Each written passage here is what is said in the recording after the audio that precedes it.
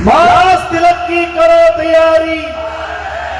थोड़ा और जोर से बोलो, मौकम तक चली जाए। रास तिलक की करो तैयारी। बस आप महादेव रानीवाड़ा की धरा पर जैसे ही मैंने नगर में प्रवेश किया, परंतु जरा मैथिली चंद जी की पंक्तियां दोहराओ। हम कौन थे? अपने इतिहास की गरिमा में उस पन्नों में जाओ, उस पलों में जाओ, उस क्षणों में जाओ। आप कौन थे? ये पन्ना धाय का पन्ना नहीं, एक एक सतयुग सूरमा का आप पन्ना खोलो, एक एक ऋषि का पन्ना खोलो, एक एक राष्ट्रभक्त का पन्ना खोलो, एक एक भामाशाह का पन्ना खोलो, एक एक सूरमा और शहीद का पन्ना खोलो। तो ऐसे पन्ने दूसरे किसी के देश में इतिहास में लिखे नहीं गए हैं जैसे भारत के इतिहास में लिखे गए। आप वो थे।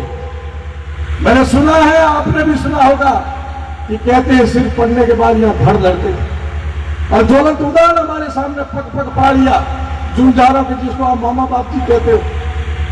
ऐसे इतिहास लिखने वाले विश्व में और कोई नहीं मिलेगा कि सिर पर जा धड़ लड़ता हो। ऐसा आपका गरिमा में इतिहास है। वो इतिहास की बातें मैं आपको केवल इतना संकेत करके छोड़ूंगा कि ऐसा गरिमा में इतिहास पूरे विश्व के किसी भी देश को देखना नहीं मिलेगा। हम वो थे। हम कौन थे? क्या हो गए? अभी क्या हो आप लोग? अब अपने ऊपर आत्मनिरीक्षण करो। वो सिर पढ़ने के बाद धड़ लड़ने वाले आपके डीएनए में खून तो वही है, परंतु अब वो उबाल क्यों नहीं आ रहा है? अब वो जग क्यों नहीं रहा है? क्योंकि दासता की उस गुलामी ने हमारी मानसिकता को भी गुलाम कर दिया। आपके इतिहास पर मुझे गर्व है, मेरे इतिहास पर मुझे गर्व है, परंतु वर्तमान पीढ़ी पर जब नजर जाती है तो दुख और पीड़ा होती है। फिर मुझे वो पंक्तियां याद आती है, किम करामी को गच्छामी को धारी शशि। मैं आपको चिंता में नहीं डालना चाहता हूं, मुझे विश्वास है एक दिन ये सब कुछ होगा, परंतु आपकी मेरी उसमें भूमिका क्या होगी ये हमें तय करना है। किम करामी को गच्छामी को धारी शशि। कहां जाए, क्या करे, और कौन इस संस्कृति को धारण करके, इस भगुए को धारण करके पूरे विश्व में लहराएगा? वो और कोई नहीं, आप में से ही किसी को उठाना पड़ेगा। चाहे तनु सिंह जी हो, चाहे आप हो, चाहे आप हो। ऐसे आगे आकर के जब भगुए को पकड़ करके निकलोगे तब पुनः नया एक इतिहास लिखोगे आप लोग। आज पुनः नया इतिहास को लिखना है, आज पुनः नया इतिहास बनाना है। दुनिया उसको पढ़े।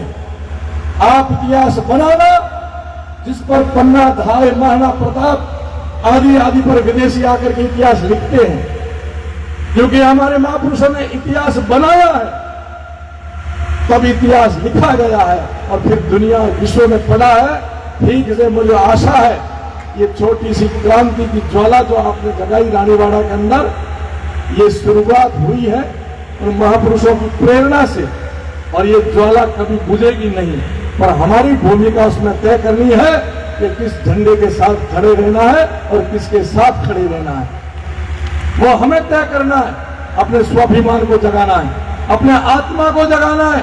मैं कौन हूं, हम कौन थे, हम अभी हैं क्या और क्या हो जाएंगे।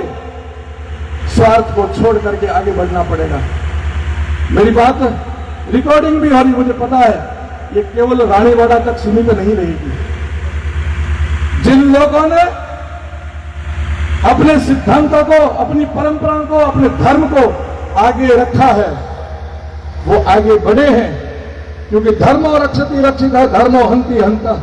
और इतिहास हमारे सामने दिख रहा है। जिनको 1400 साल हुए हैं उन्होंने विश्व में 1400 साल के अंदर 54 देश बना लिए। जिनको 2023 साल हुए हैं उन्होंने विश्व के अंदर 84 देश बना लिए। और आप सदियों सदियों से यहां बैठे हो, एक देश भी आपका नहीं बना पाइए। कभी आपकी हमारी औरों की नहीं है। अब अपनी तरफ आओ। हम कौन थे, क्या हो गए, अब क्या है हम लोग? जयकारों से, जय जयकारों से, जय जयकार से नहीं होती है, काम करने से जय जयकार होती है। केवल भजनों से नहीं होती है, जागरण से नहीं, जागृति से होती है। और जागृति पूरे मन में, तन में, परिवार में, घर में, पड़ोस में, सब जगह जागृति आनी चाहिए। तब आपका स्वरूप पुनः वो जगेगा जो आपका वास्तविक स्वरूप था। और जिस दिन आपका स्वरूप जग जाएगा उस दिन मुझे कोई कहने की आवश्यकता नहीं रहेगी, सब कुछ ठीक हो जाएगा। परंतु खुद सुधरा तो जग सुधरा। हम दूसरों में आदर्शता ढूंढते हैं, भगत सिंह दूसरे के परिवार में ढूंढते हैं उनके घर हो जाए, हमारे नहीं होना चाहिए।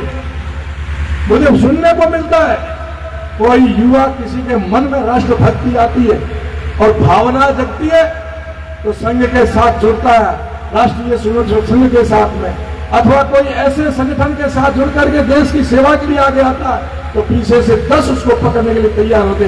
कठे जावे क्यों करे रे, कहीं लेनो देनो उठे, मजदूरी करके पैसा कमा, सोरा हो रहा है, टाबर हो रहा है। ऐसे दूसरों के घरों में देख सकते हैं, अपने को नहीं जाने देना सकते, तो क्रांति नहीं हो सकती।